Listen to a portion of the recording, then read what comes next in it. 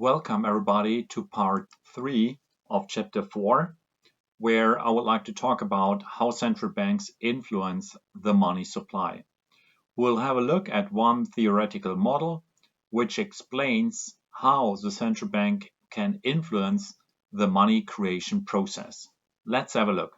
So we'll come up with some definitions and some equations, and in the end we would like to derive this equation number 15, where we have a relationship between money supply and the monetary base, as well as some parameters which are related to the liquidity preferences of the private households and the reserve ratio which is determined in the commercial banking sector.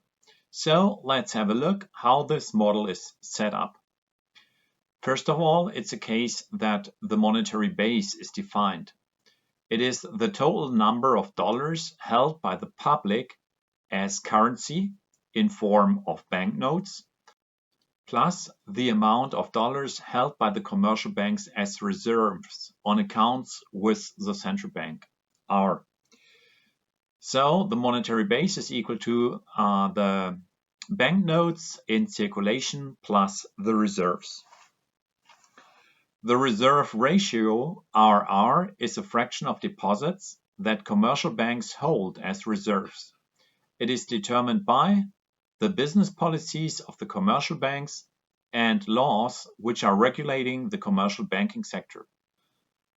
The commercial banking sector is regulated by the bank regulator as well as by the central bank.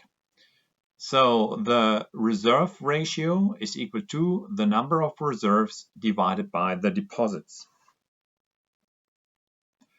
Another building block is a currency deposit ratio, CR, and this ratio is the amount of currency private agents hold as a fraction of their deposits.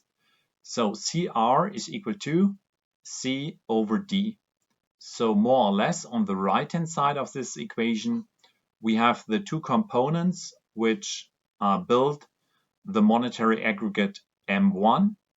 So we have in the numerator of this fraction the banknotes in the hand of the private sector, and in the denominator of this fraction the deposits private agents hold with the commercial banking sector. Once more, money supply is defined as the sum of banknotes plus the deposits. The monetary base is defined as the banknotes plus the reserves of the commercial banks deposited with the central bank. When we divide one by the other, when we divide the two equations, then we get on the left-hand side M over B is equal to C plus D over C plus R. This will be modified in several steps.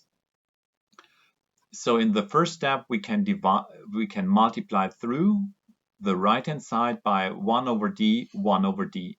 So we are more or less multiplying through the right-hand side by a 1, but not a normal 1. We are multiplying through by 1 over D, 1 over D. Then it will be the case that the D pops up in the denominator of all these fractions, and this D will cancel out against that D.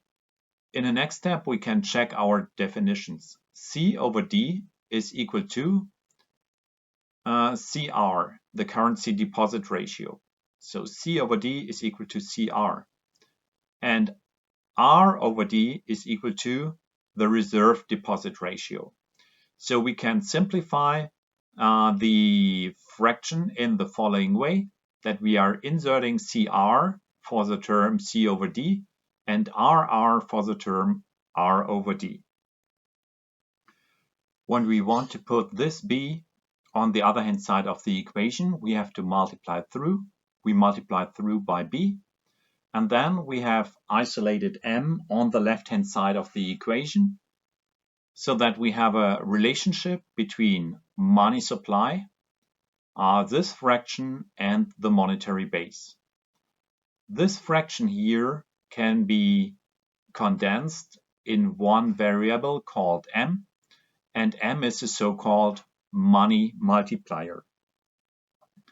Let's have a look at this equation number 15 and let's come up with an interpretation of this relationship.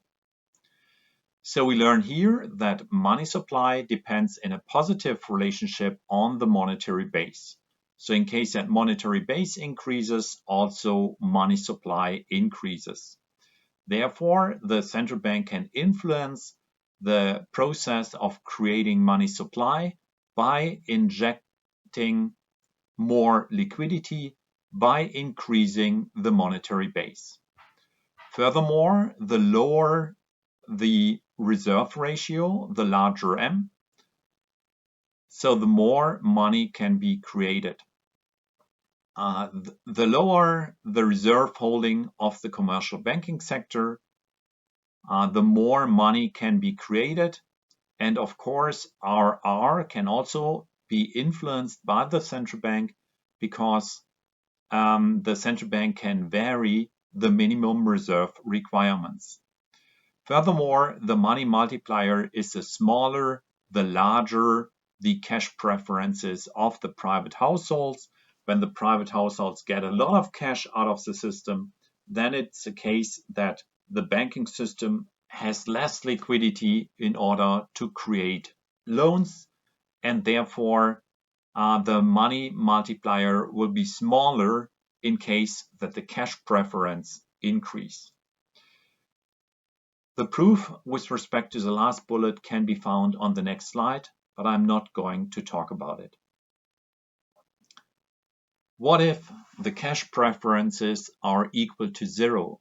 What if the household do not use cash at all and they are just relying on the current account system and they are just using the debit card or like a mobile payment app? In this case, CR will be equal to 0, and the whole relationship is M is equal to 1 over RR times B. Like we have seen this relationship already in part 4.2 of this chapter. What if on top also the voluntary reserves of the commercial banks are equal to 0? Then RR is just given by the minimum reserve requirements, so that we get this relationship here. Money supply is equal to 1 over the minimum reserve requirements times the monetary base M. Like in other textbooks, you will find this relationship here, equation number 20. M is equal to 1 over the minimum reserve requirements times the monetary base B. So in this case, the money creation process is only limited by the minimum reserve requirements, and this element is set by the central bank. So the instruments which are available to the central bank are as follows. The central bank can change the monetary base, like this variable B. The central bank can also change the minimum reserve requirements. And by changing the minimum reserve requirements, the central bank can influence the reserve ratio, or the central bank can also implement and introduce interest payments on reserves. And this makes it also more attractive to the commercial banking sector to hold reserves, and thereby the central bank can influence the reserve ratio. In this chapter, we have learned that the central bank has substantial power to influence the money creation process. But the central bank cannot fully control the development of money supply. The central bank cannot directly control whether a commercial bank gives a credit or not. So the central bank has no control over the loan supply. Furthermore, the central bank cannot determine whether a private customer wants a credit at all. So the central bank has not a complete control over credit demand. And furthermore, it is also the case that the central bank cannot fully control the cash preferences of the private households. In case that the cash preferences increase, for example, then it will be the case that this has an impact on the money multiplier and thereby is influencing the money creation process. This is the end of chapter 4. Thank you very much for watching these videos.